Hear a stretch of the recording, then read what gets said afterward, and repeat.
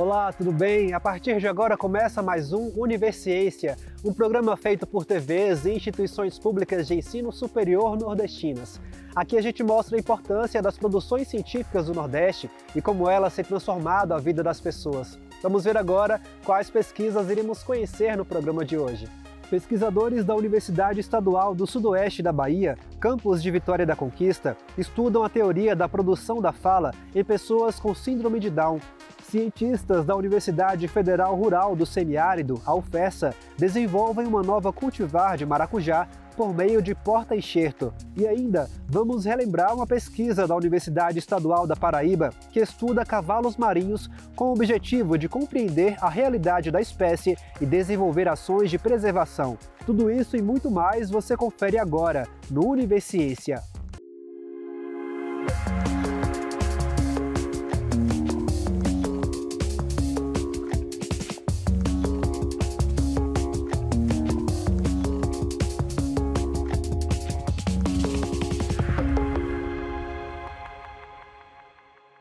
Cientistas da Universidade Estadual do Sudoeste da Bahia, campus de Vitória da Conquista, estudam a teoria da produção da fala em pessoas com síndrome de Down. A pesquisa tem como objetivo analisar as características acústicas produzidas por falantes com e sem esta condição genética. Acompanhe.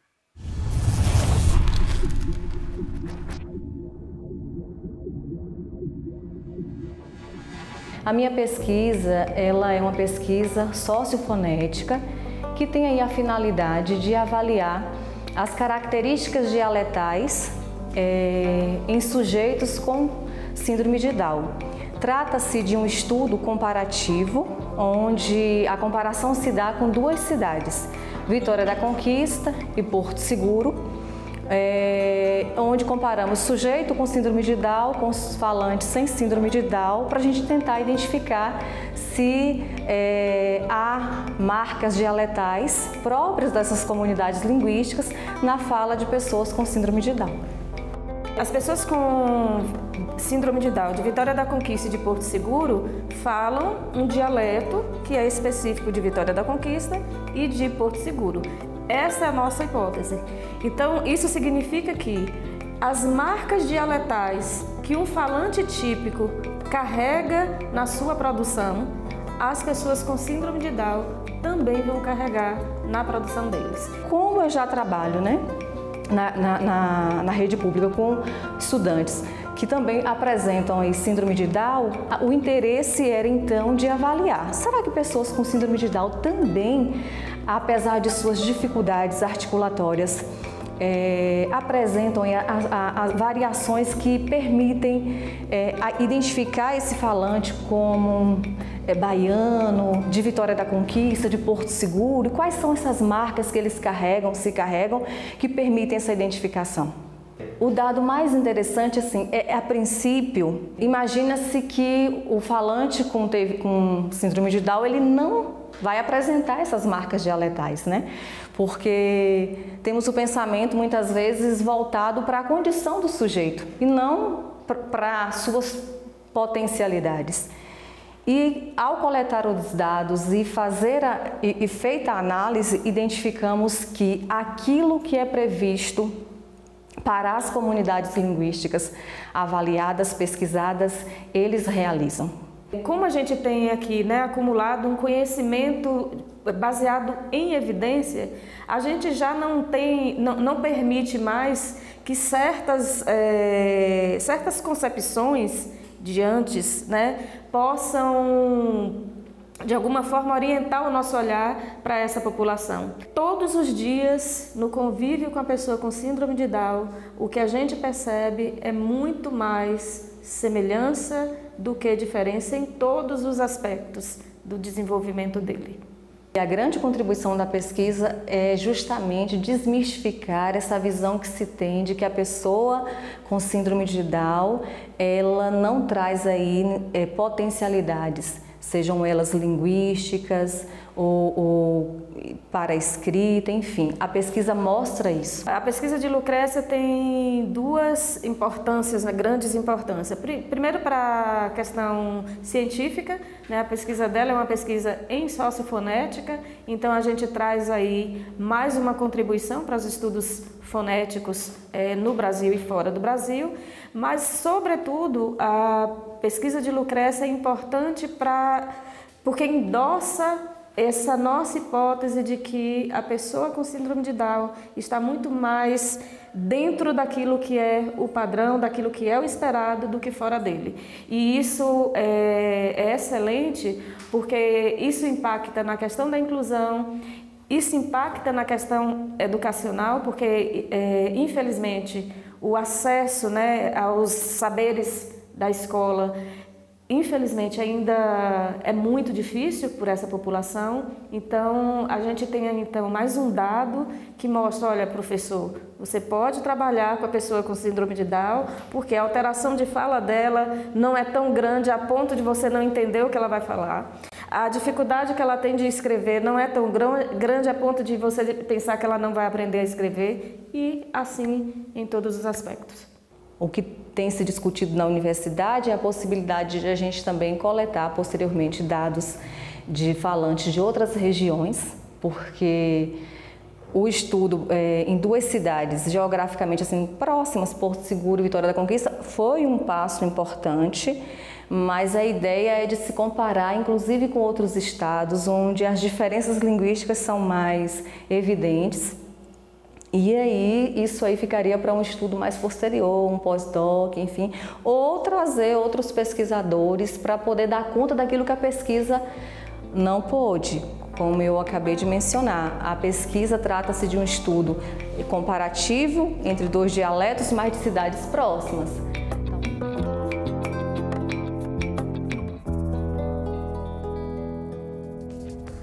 No próximo bloco, você vai ver que pesquisadores do Rio Grande do Norte desenvolvem uma nova cultivar de maracujá. O intervalo é rápido, a gente volta já já.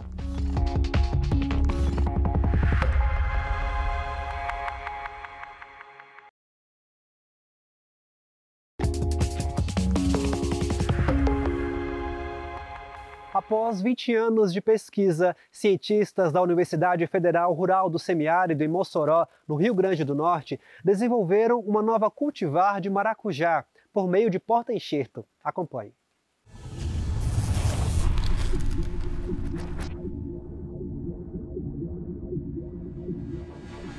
Um fruto tranquilizador que vinha tirando o sono dos produtores.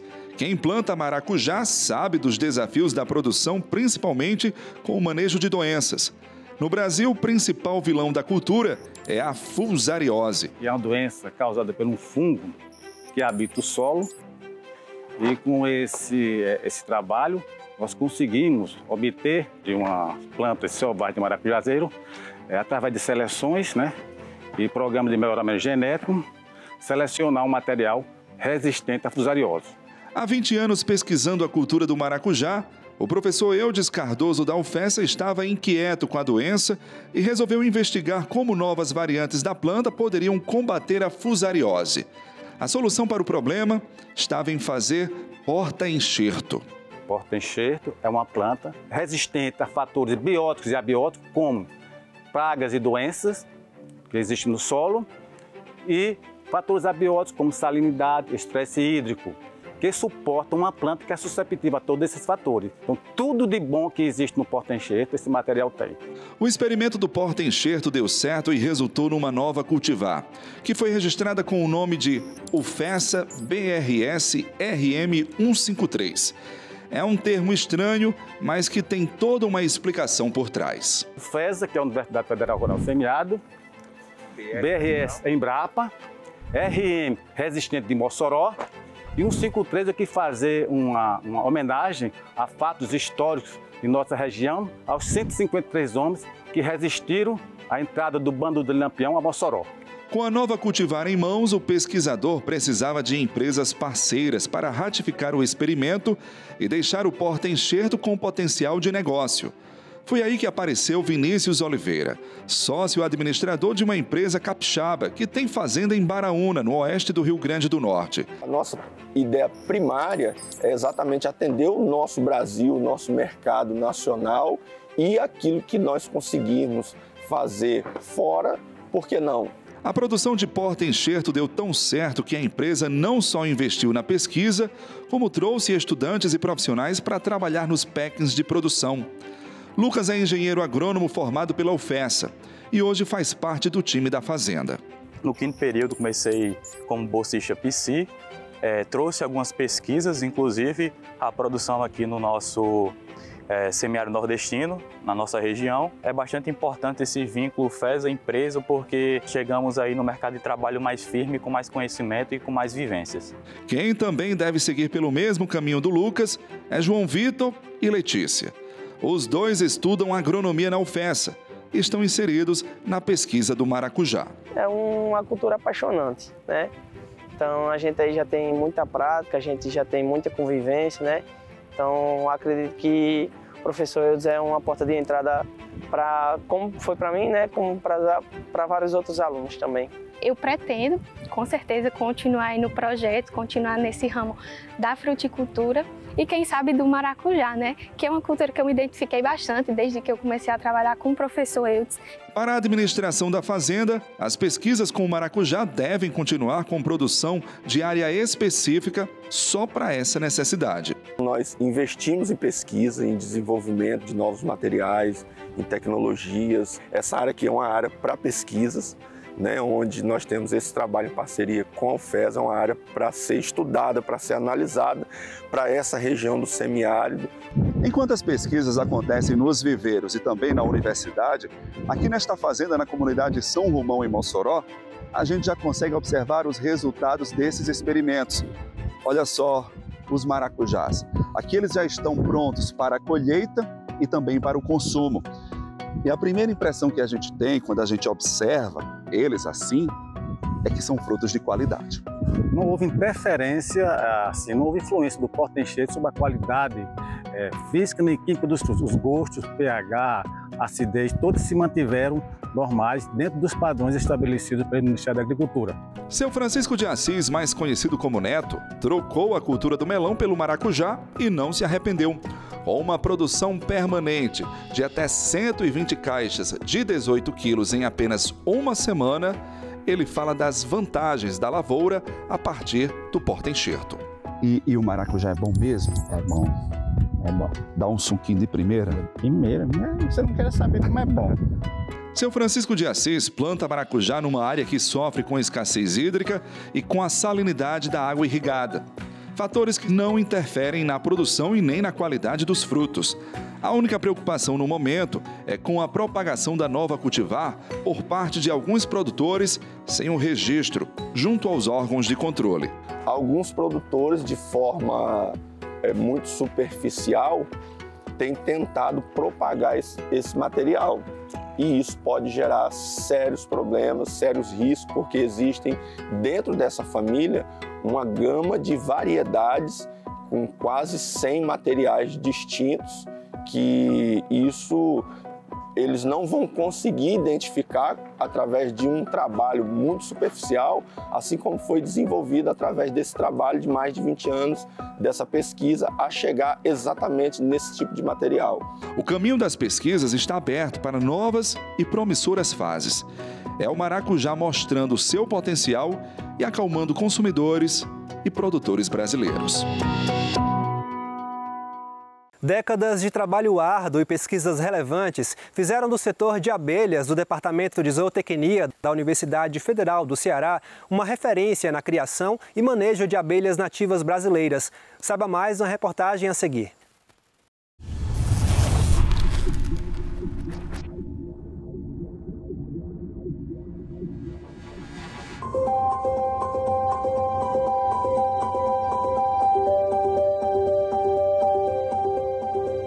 E produtivas, importantes em muitos ecossistemas. As abelhas são encontradas em todo o mundo. São mais de 20 mil espécies. pesquisadores da Universidade Federal do Ceará passaram os últimos 5 anos investigando abelhas do Brasil. O objetivo era aprender mais sobre os hábitos e o manejo das colmeias e, assim, ajudar na agricultura com a etapa da polinização. No meu experimento de mestrado, a gente se propõe a estudar técnicas para facilitar o manejo para a multiplicação dessa espécie. Sempre o nosso setor foi uma referência para os nossos produtores rurais, viu?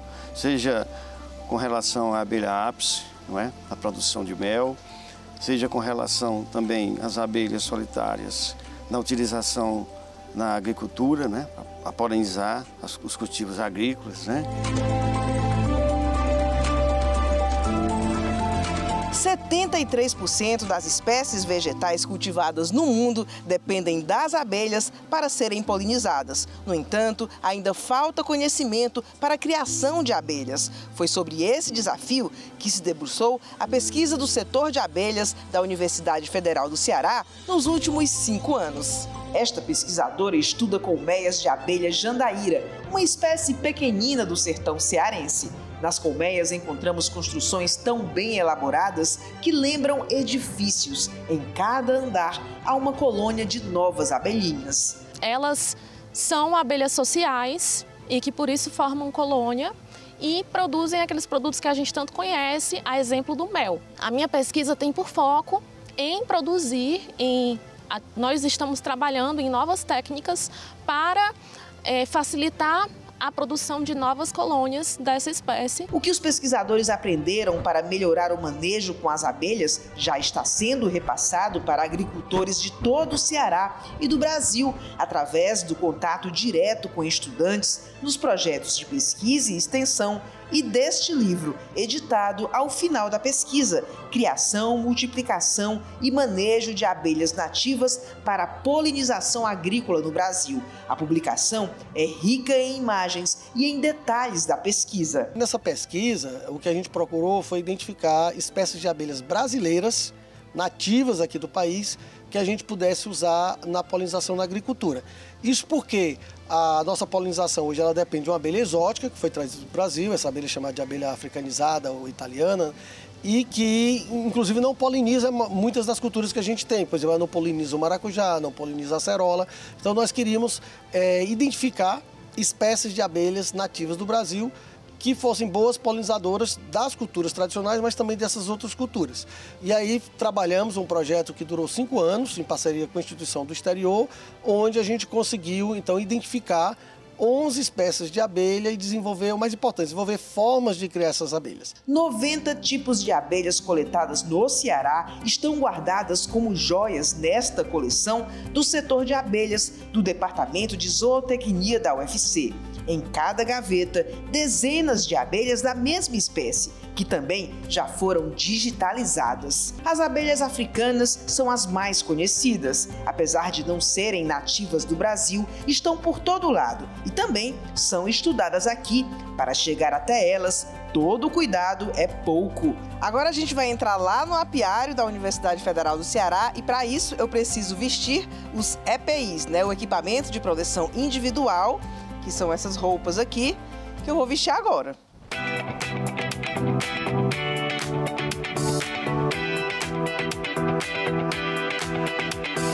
Daqui para frente eu acompanhei os pesquisadores sem a equipe técnica da TV.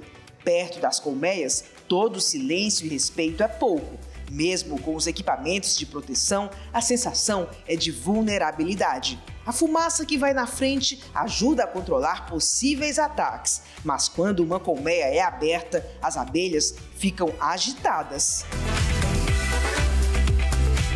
No Brasil já foram encontradas quase 2.000 tipos diferentes de abelhas. Elas podem ser sociáveis ou solitárias. As sociáveis fazem colmeias e produzem mel, mas apenas 15% são desse tipo. As solitárias são a maioria. Elas colaboram com a polinização de todo tipo de pomar. E assim é possível a reprodução no reino vegetal. Quanto mais conhecemos os hábitos desses serizinhos, mais podemos ajudá-los a se multiplicarem cumprirem a missão de polinizar e fazer o mel. Esse elixir da vida que também é considerado um superalimento. Atualmente é usado muito a polinização manual, só que ela é muito custosa. Então as abelhas são uma ótima alternativa para isso, porque elas já estão lá, elas são fáceis de criar, não tem muitos problemas. Eu costumo dizer que quem trabalha com abelha tem uma grande vantagem de que a gente tem um produto que, mesmo que a pessoa não goste de mel, e não é comum pessoas que não gostem de mel, mas todo mundo reconhece o valor do mel do ponto de vista nutricional, né? Então você não precisa vender para ninguém a ideia de que o mel é um bom produto, né? E que as pessoas devam consumir mel. Isso aí todo mundo sabe, então é um produto altamente vendável. Mas além disso, ele também tem sido utilizado, né, em tratamentos na área de saúde, seja para tópicos, né, para cicatrização, seja como as propriedades antimicrobianas que o mel tem, e também principalmente nutricionais. Ele é muito utilizado, por exemplo, com pessoas convalescentes, com atletas, ou seja, pessoas que precisam obter energia fácil sem ter que desgastar muito o organismo para produzir essa energia. No próximo bloco, a gente segue revisitando pesquisas que fizeram a diferença no dia a dia das pessoas em celebração aos 5 anos do Universiência. O nosso próximo destino é o estado da Paraíba. O intervalo é rápido, a gente volta já.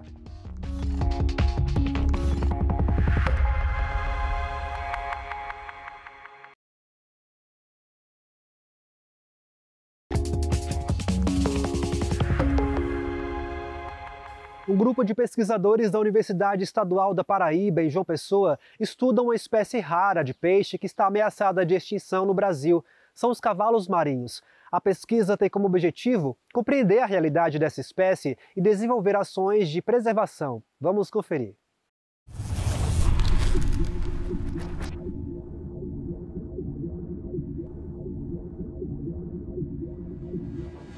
Cavalos marinhos, eles são, sabe aqueles animais fantásticos, né? Que muita gente ainda acha que eles são animais mitológicos. Tem quem acha que eles nem existem, né?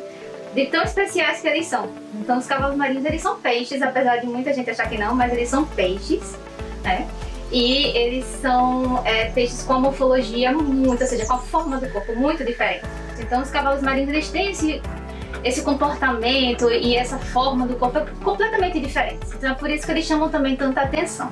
Os cavalos marinhos são considerados espécies ameaçadas no mundo inteiro, né, por diversos motivos. Um dos principais motivos é o que a gente chama de degradação de hábitat, ou seja, destruição do ambiente onde eles vivem. Por serem animais ameaçados, os cavalos marinhos eles demandam essa atenção e para o desenvolvimento de estratégias voltadas para a sua conservação. Mas existem muitas lacunas de informação sobre os cavalos marinhos. Então tem muitas coisas que nós ainda não sabemos, principalmente em relação à sua distribuição, à sua preferência de hábitat e às ameaças que eles enfrentam.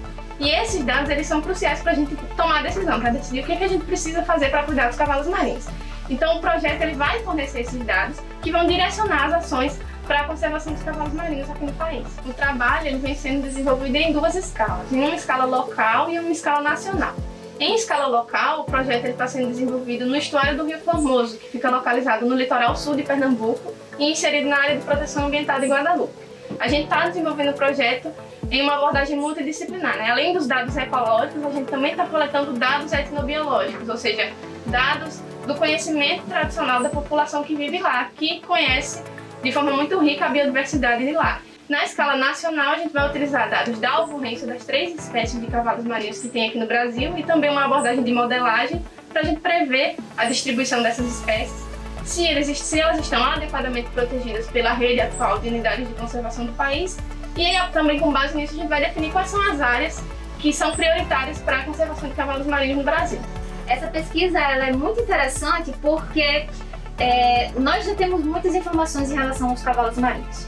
Mas existem algumas lacunas e existem algumas abordagens, alguns tipos de análises que, dependendo de como forem feitos, a gente pode acrescentar e a gente pode levar a tomada de decisão em relação às medidas que podem ser tomadas para a proteção dos cavalos marinhos e para a conservação dos cavalos marinhos.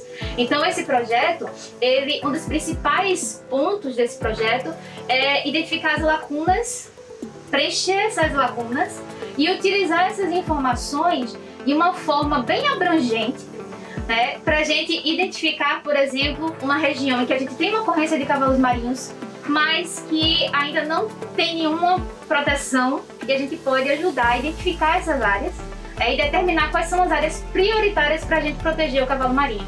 Essas informações todas elas vão ser utilizadas para a construção de um plano direcionado para a conservação de cavalos marinhos na APA de Guadalupe. Na escala nacional, os dados que a gente vai ter de onde estão os cavalos marinhos, né, da distribuição dos cavalos marinhos no Brasil e quais são essas áreas que devem ser cuidadas melhor para garantir a conservação dos cavalos marinhos, esses dados eles vão ser cruciais para a tomada de decisão, para orientar de fato medidas voltadas para a conservação dos cavalos marinhos.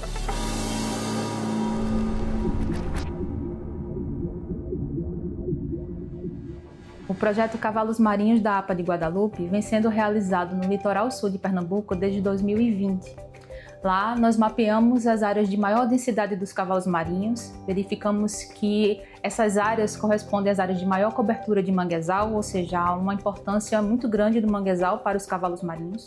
Nós também realizamos mapeamento participativo, utilizando o que nós chamamos de conhecimento ecológico local, e junto com os dados ecológicos, nós produzimos um mapa, utilizando um planejamento de conservação para identificar as áreas prioritárias para a conservação dos cavalos marinhos e dos seus hábitats no estuário do Rio Formoso, na APA de Guadalupe. O mapa gerado com as áreas prioritárias será utilizado pela unidade de conservação para direcionar ações para a conservação dos cavalos marinhos e dos seus hábitats, incluindo a realização de oficinas para a criação de santuários.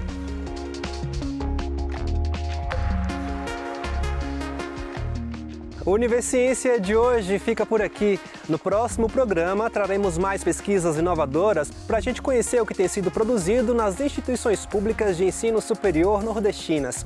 Caso tenha alguma dúvida ou sugestão, envie um e-mail para universiencia@uesb.edu.br que a gente te responde em um próximo programa.